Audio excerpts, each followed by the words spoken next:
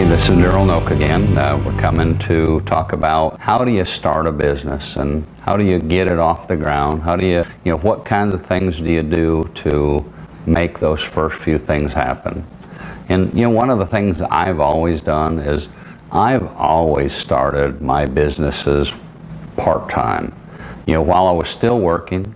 But a lot of people will talk to me about, I've got this great idea, I'm really passionate about this particular thing, and but I'm just a little nervous about making that jump, and I feel like I just need to go ahead and do it and just quit my job and go start that business, and just because I'm positive it's going to be successful. And one of the things I always felt like is I've always been positive that I'm going to be successful, but I always wanted to start and, so to speak, hedge my bets.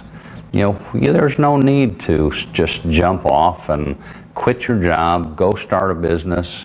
You can start small.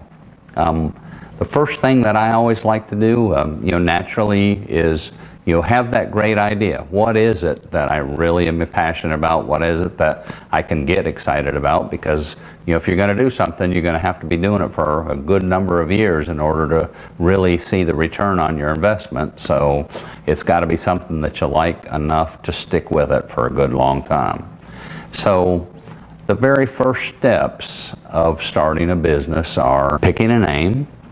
A name has a variety of meanings to it, so it doesn't have to be the ultimate, it's going to be so exciting, this name is everybody's going to be jumping on board because the name is so fantastic. You want to be creative, but you also want to be practical. There's a lot of businesses out there with a lot of similar names, so number one, you got to start with picking a name. One of the things I've done is if you go on to some websites of copyrights, trademark, you can literally do some research for yourself. If you go on to Google and say trademark name for, and whatever that name might be, research that name, and you'll be able to come to a website that'll tell you whether that name is already out there, it's already trademarked, it already has a company that is using that very same name.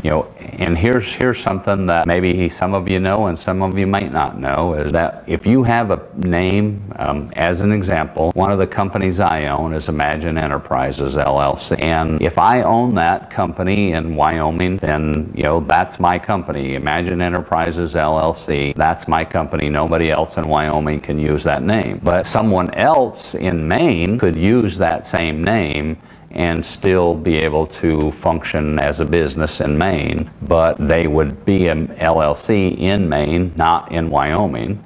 So every state has the ability to have names. And certainly now there are other things that you want to do. You want to get a website.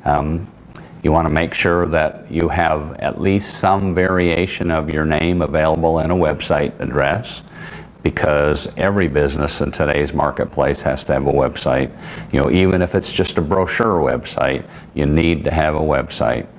Everybody expects a website from you. It builds a level of credibility. If you've got a website, you must be in a business. So you want to have a business. I always use an attorney to start an LLC. I've certainly know that you can go to the Secretary of State of any state in the United States and you can do your own research, you can fill out your own forms, and you can do it for less money than an attorney will do it for. But I like to have an attorney do my thing. We can't all be experts in everything, and in that particular piece, I like to have an attorney draw up my LLC documents. I like to have everything officially filed with the correct agencies. And so as a general rule, in today's marketplace, you're going to pay maybe $750 to $1,000 to have an attorney that's a good, reliable attorney do your LLC for you. I happen to like LLCs. There's a variety of different business entities. There's a partnership, there's an LLC, there's a limited partnership, there's a incorporation, so that you're actually a C Corp or an S Corp. There's just a variety of different things, and there's all good reasons for using different variations of those entities. I happen to use an LLC a lot, and an LLC works really well for me. I think Wyoming is one of the best business states to be incorporated in. And so my companies are incorporated in Wyoming. But, you know, that may not work for everybody. There are a variety of reasons that you might want to incorporate in your own state and have a local attorney. I happen to have an attorney that is in Wyoming, so that any of the business that I do is done out of Wyoming, and I have a local attorney that knows the Wyoming laws really well. So I did some research. You know, Google, there again, is a great tool, and I interviewed a variety of attorneys, and I found an attorney in Wyoming that I really felt comfortable with, and so that's been my attorney for the last few years. One of the things you have to have in a new business is an accountant, you know, a bookkeeper. You know, a lot of times that's one of the things that everybody will fall short on. They really don't do their bookkeeping as well as they should. You know, they kind of keep some file folders with a bunch of receipts in, and half the time they don't keep receipts. And boy, that is one thing that I do. I keep every receipt that I ever get. I remember when I first was starting a business about 25 years ago, I remember somebody saying to me, "Man, you keep every receipt. Either here's a 25-cent candy bar that you bought." And of course, that was a long time ago. You can't buy a candy bar for 25 cents anymore. But so that's a good habit to get yourself into.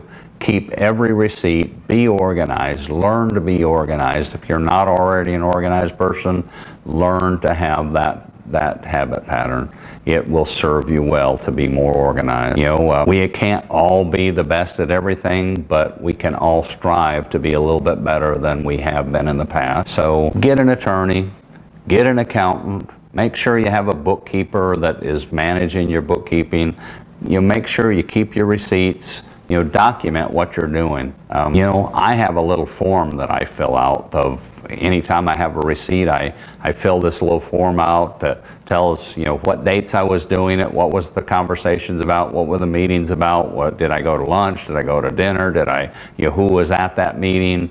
You know, the variety of those kinds of things that keep you organized. And, you know, I've been audited a number of times, and one of the reasons I do so well in audits is because I really keep all my receipts, and that has really served me well to be organized enough to keep all of my receipt and to document everything that I'm doing. So, you know, there's just a lot of little nuances in starting a business, running a business, but to start with the basics, get an attorney, make sure your name is a clean name that you know that is yours and really belongs to you. Make sure you get a good accountant and a good bookkeeper. And, you know, as you add staff, you know, one of the things that I really have made some mistakes on over the years is, you know, sometimes as you're getting started, you know, most people start on a real tight budget, and you don't always pick the best employee that you could pick. And I think that's really a great key to continue to think about is, especially a small business, you need to pick the best possible choice that you can for an employee, because they're really gonna be a partner for you. So there again, don't forget, follow the basics, do the things you need to do, continue to educate yourself, never stop learning, because every time that you think you know everything, for sure you're going to make another mistake. And, you know, mistakes aren't all bad. You know, matter of fact, mistakes are great learning experiences.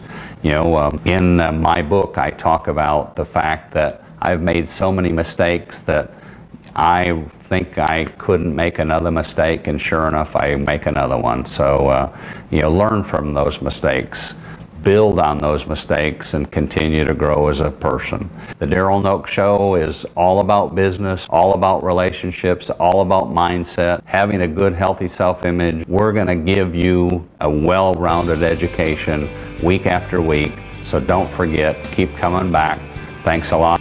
Brought to you by True Wealth University.